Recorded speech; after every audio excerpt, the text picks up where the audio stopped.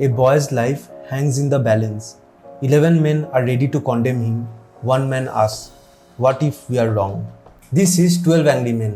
IMDb की जो list है टॉप 100 मूवीज की, उसमें 5th नंबर पे आती है 12 Angry Men। तो आप सोच रहे होंगे क्या एक 1957 की black and white courtroom drama आज के इस ultra digital AI driven world में भी रिलेवेंट हो सकती है? तो चलिए हम इस क्वेश्चन का आंसर ढूंढते हैं। एक जूरी रूम में बैठे हैं 12 जूरर्स। उनको डिसाइड करना है कि एक 18 साल का लड़का अपने बाप का मर्डर किया है या नहीं। सबको लगता है कि ये एक ओपन एंड शट केस है, तो 11 of them vote guilty except juror 8 who votes not guilty. वो कहता है I don't know, let's just talk about it. और यही तो इस मूवी की खूबसूरती है। देखो, अभी ह्यूमंस स्पेस ट्रैवल से लेकर neural chips, AI, quantum computing, augmented reality और पता नहीं क्या क्या कर रहे हैं। But guess what, human bias, ego, prejudice सब वहाँ के वहाँ है जैसे 10,000 साल पहले था। सोचो, आज एक वायरल वीडियो किसी को भी गिल्टी बना देता है। कोई भी बिना पूरी कहानी जाने जजमेंट दे देता है। 12 एंग्री मैन कहता है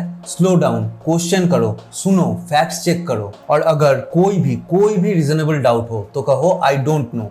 ये इतना पावरफुल सेंटेंस है, आई डोंट नो, मुझे नहीं पता। ओशो भी तो कहते हैं कि मानो मत, अगर जानना है तो। जानने का पहला कदम है मानने से मुक्त हो जाना। और इसलिए ये मूवी इतना ज्यादा हार्ड हिटिंग है। इस सोशल मीडिया के जमाने में हम सब कुछ मान लेते हैं विदाउट क्वेश्चनिंग एनीथिंग और एनीवन। मूवी में एक डायलॉग है, फैक्ट्स में be coloured by the personalities of the people who present them. मतलब हर एक सच उस शख्सियत का रंग ले लेता है जो उसे बोल रहा होता है। तो सच सच नहीं रहता, वो सिर्फ उसका सच है, सबका नहीं। हम जब कोई भी डिसीजन लेते हैं, नोइंगली और अननोइंगली, उस डिसीजन में हमारा कहीं ना कहीं एक प्री कॉन्सेप्ट नोशन छुपा हुआ होता है। 12 एंग्री मैन इसी फिलोसॉफी को डिकोड करके हमारे सामने रख देता है। यहाँ हर एक जूरर का अपना अपना पास्ट लाइफ एक्सपीरियंसेस और उनका बायसेस जजमेंट को क्लाउड कर रहा है, even when it's a matter of life and death. तो हम ह्यूमंस क्या सच में फ्लॉड हैं?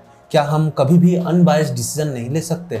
नहीं, सब हो सकता है if you have the power of critical thinking. देखो, हमारे ह्यूमन ब्रेन में एक लिम्बिक सिस्टम है और एक प्री फ्रंटल कॉर्टेक्स है। लिम्बिक सिस्टम जो है वो हमारे ह्यूमन इमोशंस को कंट्रोल करते हैं और pre frontal cortex logical thinking को। मतलब critical thinking is associated with the pre frontal cortex of the brain. Emotions को साइड में रख के प्रॉब्लम को ऑब्जेक्टिवली एनालाइज करना विद 100% फोकस एंड क्लैरिटी, यही है क्रिटिकल थिंकिंग। और ये मूवी हमें इसी चीज की पावर दिखाती है। जूरर 8 जब बोलता है कि he thinks that the boy is not guilty of the murder, सब उस पर चढ़ जाते हैं। बोलते हैं ये लड़का तो स्लम से है, ये गरीब लोग तो ऐसे ही होते हैं, इनकी तो औकात ही यही है। उन सब ने अपने दिमाग में पहले से ही उस बच्चे को दोषी मान चुका है। उनकी प्रिजुडिस उनके लॉजिकल माइंड को ओवरशैडो कर दिया है। सब जूरर 8 पर चिल्लाते हैं क्योंकि सबको घर जाना है, और जिस कमरे में वो लोग हैं ना उसमें कोई फैन है और बहुत ज्यादा गर्मी है। तो सब फ्रस्ट्रेट हो चुके हैं। 12 जन को एक ही नतीजे पे आना है, गिल्टी और नॉट गिल्टी। फिर भी जूरर 8 कहता है कि मुझे डाउट है and we should discuss about it. ये दिखाती है कि often in life to find the truth we have to stand alone without following the crowd. इतना खूबसूरत फिलोसॉफिकल मूवी है। It's not about crime, it's how we perceive the truth. 1.5 घंटे की movie है। फर्स्ट मिनट से last second तक आप screen से नजर हटा ही नहीं पाओगे। आप देखिए, आपको समझ आ जाएगा कि why it's in the 5th position of IMDb's list. 12 angry man is all about us. जब भी हम कोई जजमेंट करते हैं, कोई डिसीजन लेते हैं और अपने आप से पूछते हैं what if I am wrong. आज के लिए इतना ही, साइनिंग आउट।